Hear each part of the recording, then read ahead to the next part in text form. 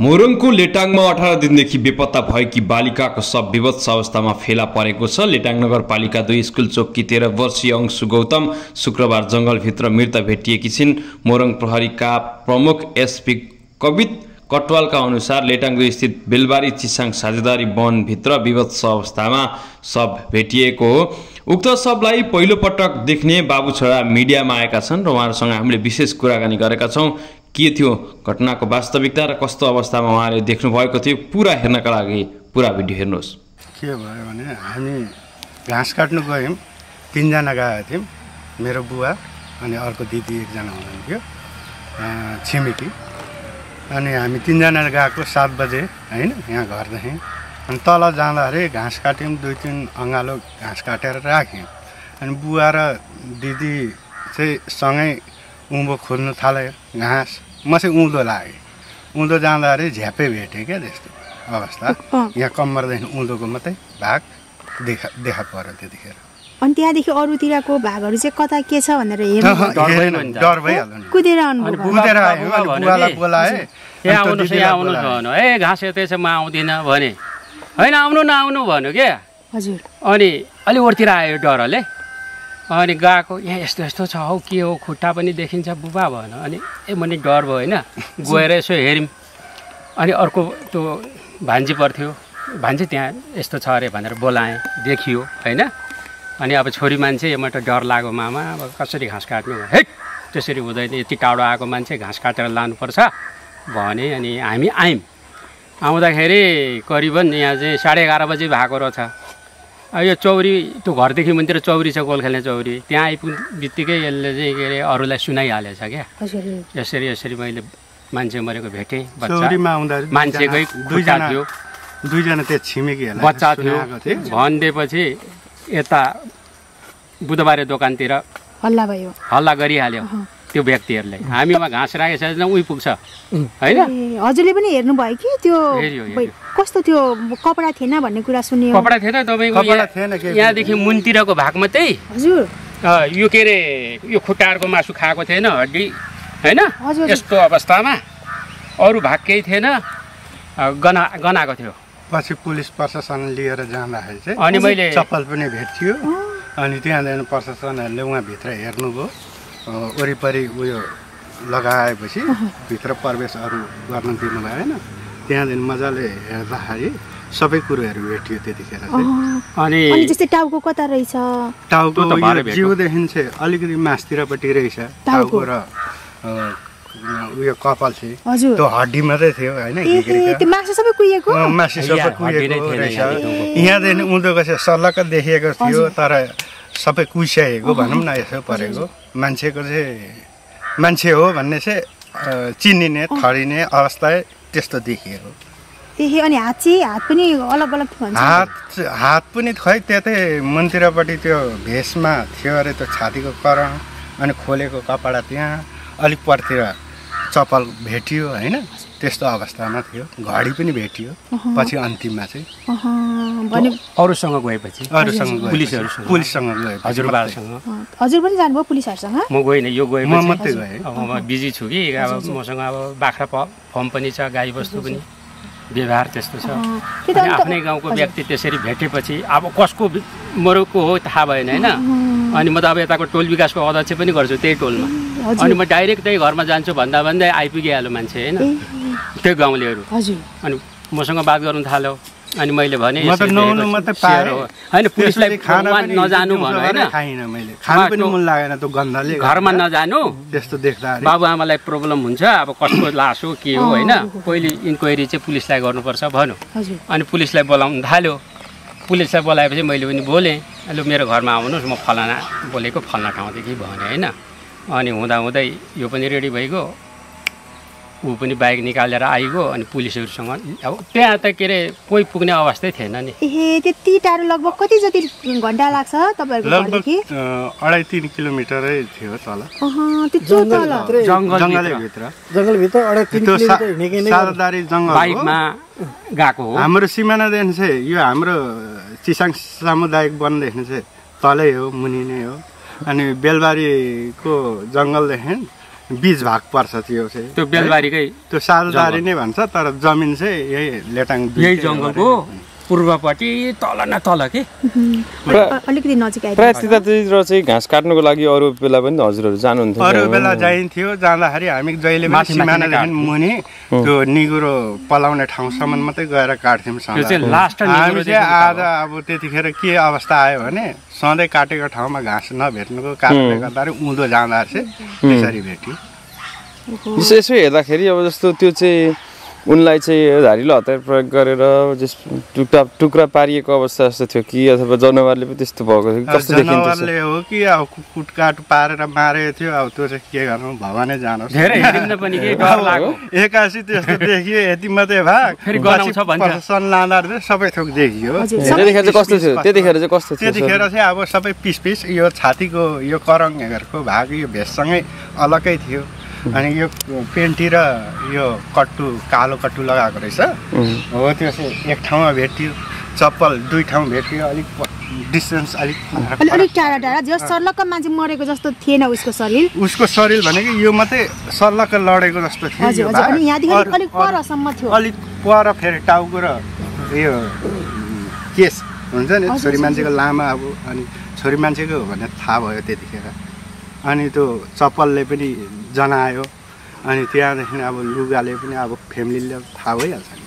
अनि त्यो 14 वर्षको बच्चा एक्लै त त्यसरी गएन होला जस्तो के लाग्छ तपाईँ त अध्यक्षज्यू पनि हुनुहुन्थ्यो मेरो भनाइ चाहिँ नि के छ भने अब त्यहाँबाट 4:30 बजे त्यो घरबाट निक्लेको अरे त्यो नानी त्यो स्कुलदेखि यता हो नि त घर देख्नु पनि हो त त्यहाँदेखि त्यो बाटै हिँड्दै थियो अरे होइन त त्यहाँदेखि चाहिँ के अरे बुधबारे नै आइपुगे पनि कसैले टिपेर चाहिँ यो बाटै लग्यो अनि अब सजिलो छ तल बेलचौरी भन्छ अहिले तपाईँहरू यही बाटो आउनुभयो होइन त्यो तल यो के अरे बेलचौरीदेखि अलिक मासतिर त्यो च्यानहरू छ नि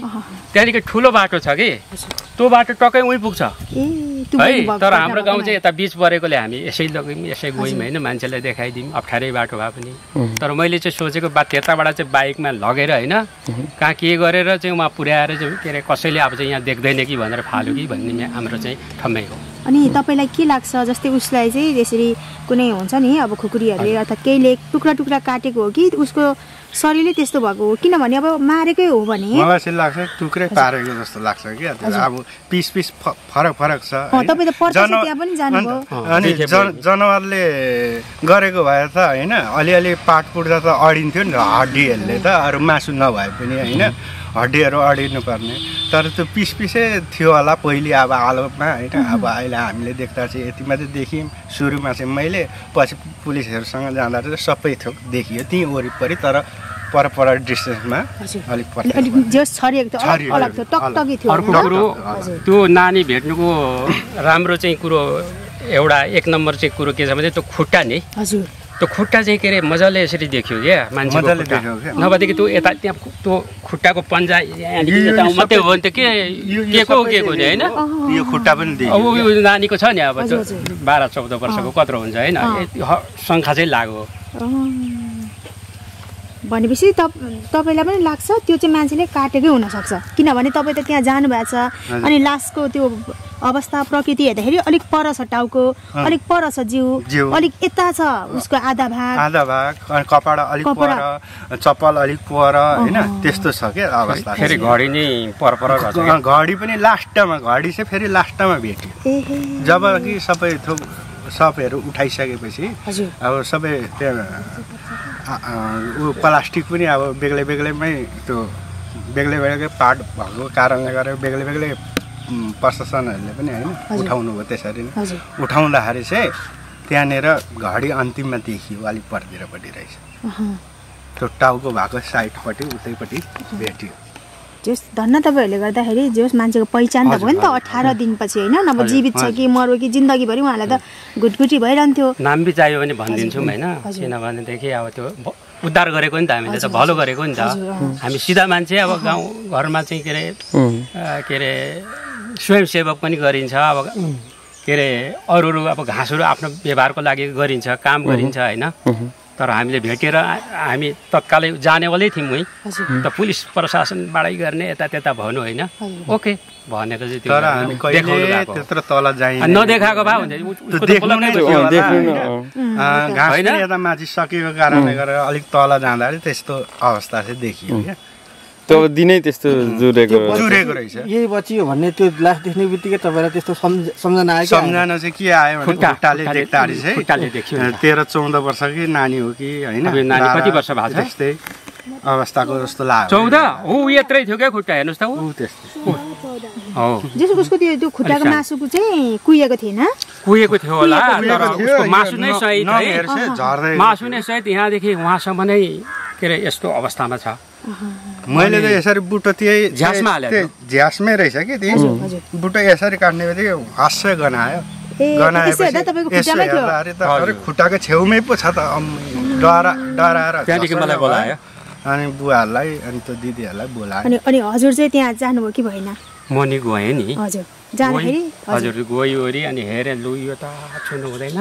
यो के अरे खुट्टा नि छ खुट्टा नभए त अब विभिन्न है लु नछुनु अब भरे देखाउनु हिँड भनेर भन्नु भने त म त भन्छु उहाँ गएर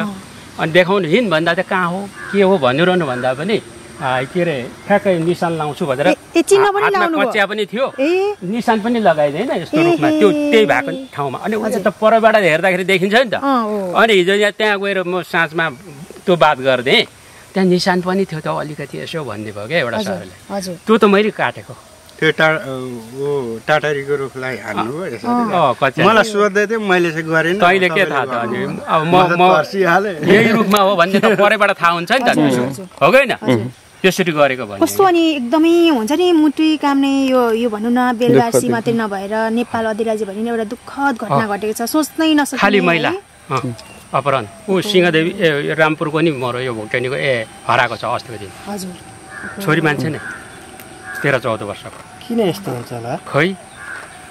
यदि यो चाहिँ हत्या रहेछ भने भोलिको दिनमा यो होइन अनुसन्धान गर्दै जाँदा यो हत्याकै पुष्टि भएछ भने त्यो अपराधीलाई चाहिँ कस्तो खालको सजाय भइदियोस् भन्न चाहनुहुन्छ तपाईँ अब त्यसलाई त के अरे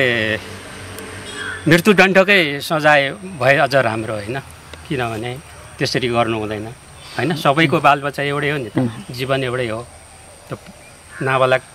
बच्चालाई लगेर अनकन्टार जङ्गलमा मारेर फाल्नु राम्रो होइन हो कि नि त त्यसले गर्दाखेरि हदै त्यसलाई चाहिँ के अरे सजाय होस् आजीवन कैद होस् अथवा मार्नै पर्छ त्यसलाई हो कि न ज्यानको बदला ज्यान लिनुपर्छ तर अब नेपालमा त्यो कानुनको व्यवस्था मेरो नाम चाहिँ सन्त ठकुरी मेरो नाम सन्त ठकुरी लेटाङ 2 बुधबारे होइन टोलको नाम पनि भनिदिनुहोस् लाभा टोल लाभा तथा सारू टोलको म संयोजक पनि हुँ है अनि त्यसले गर्दाखेरि म भन्नेवाला नै थिएँ भनिहालेँ होइन हिजो देखेर अनि हजुरलाई चाहिँ कस्तो लाग्छ यो भोलिको दिनमा अब यो अनुसन्धान हुँदै जाँदाखेरि यो चाहिँ हत्या नै गरेर यसरी फालेको रहेछ भने चाहिँ कस्तो खालको सजाय भइदियोस् जस्तो लाग्छ अब त्यो त्यो रियाब गर्यो कि नत्र कि गाडीमै लगाएर फाँको अब त्यो मैले देखिनँ पनि होइन त्यस्तो अवस्था मात्रै देखेको अब तिनीहरूलाई त्यस्तो गर्नलाई चाहिँ अब पूर्ण सजाय दिनुपर्छ अब जस्तै अब कस्तो हुन्छ अब आफ्नो देशमा होइन त्यही अनुसारले कारबाही गराउँदाखेरि अघि बढाउँदाखेरि आफ्नो देशमा मात्रै नभएर के अरू देशमा होइन भनेपछि तपाईँको 7 पुत्लो गयो हिजो 7 पुत्लो गयो मैले खाना पनि खाएको छुइनँ होइन दिनभरि हिजो दिउँ बेलुका पनि खाइनँ पनि है पुरै यो ज्यानै गनायो जस्तो लाग्यो त्यो ठाउँमा पुगेपछि त होइन अहिलेसम्म पनि तपाईँ अचेतै हुन्छ नि त एक किसिमको उयो नै छैन होला है छैन यहाँ पेटमा पनि छैन होइन नभएपछि भइरहेछ अनि अब धमाधमको बेलामा धान काट्नु हिँड भनेर ल्याएँ कि छोराहरू काम पनि गर्नु पर्यो नि त हो अनि उता हिजो धान झारेको फेरि उता खेसर लगाएको थियो तपाईँको नाम चाहिँ बताइदिनुहोस् मेरो चाहिँ लोचनज्यू ठकुरी लोचनज्यू ठकुरी